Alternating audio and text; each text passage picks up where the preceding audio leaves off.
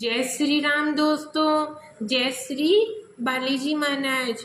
आज की वीडियो में हम बात करेंगे कि पूजा करते समय शरीर में झटके लगना, आँखों से आंसू आना या फिर रोंगटे खड़े होना और बड़ी बड़ी उबासियाँ आना, इन सब का क्या संकेत है। जो व्यक्ति पूजा पाठ करता है उनको ही कुछ ऐसे संकेत इष्ट देव की कृपा से मिलते हैं कि जिनसे हम पहचान सकते हैं कि हम पर हमारे इष्ट की कृपा है। ये जो संकेत होते हैं ये हर किसी को नहीं मिलते कि जो व्यक्ति नॉर्मल है, जिसने कोई पूजा पाठ नहीं की, उसको भी ये संकेत मिलेंगे नहीं। जो व्यक्ति पूजा पाठ करेगा उसी को ऐसे संकेत मिलते हैं कि जिनसे हम पहचान सकते हैं कि हमारे पास कृपा है, भगवान की कृपा हम पर है। तो पहले हम बात कर लेते हैं कि शरीर में झटका क्यों लगता है। हमारे इष्ट देव की जो ऊर्जा होती है वो हमारे शरीर के आसपास एकत्रित होने लग जाती है। थोड़ी थोड़ी ऊर्जा हमारी एकत्रित होने लग जाती है। फिर वो जो ऊर्जा है वो हमारे मूलाधार चक्र को टच करती है, मूलाधार चक्र को टच करती है। इस वजह से हमें शरीर में हल्का सा झटका लगता है।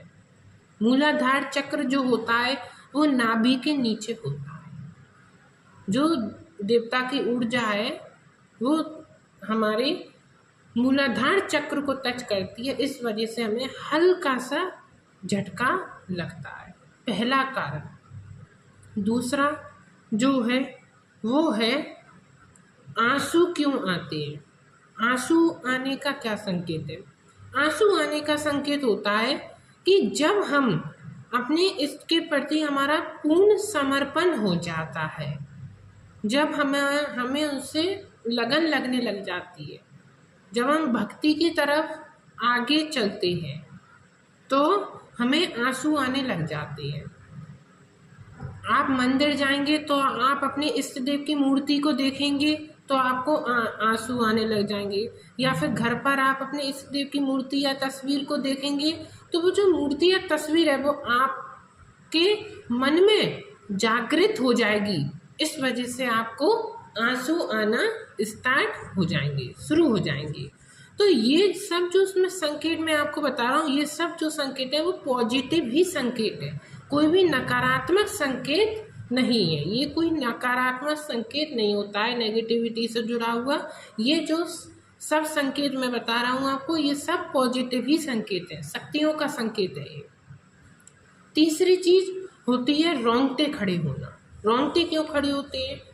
आपने देखा होगा कि जब हम मंत्र जाप करते हैं तो एकदम से ऐसे रोंगटे खड़े हो जाते हैं, या फिर हम मंदिर जाते हैं तो हमारे रोंगटे खड़े हो जाते हैं, या फिर कहीं पर सुंदरकांड का पाठ या फिर भजन कीर्तन या फिर माँ का कीर्तन चल रहा होता है, जगराते चल रहे होते हैं, तो उसमें क्या होता है कि हमारे रोंगटे खड़े हो जाते हैं। एकदम से ऐसा लगता है कि कुछ अंदर प्रवेश कर रहा हो। तो वो इष्ट देव की ऊर्जा, पॉजिटिव ऊर्जा आपके शरीर में प्रवेश करती है। इसके कारण आपको जो है वो रोंगटे खड़े आपके हो जाते हैं।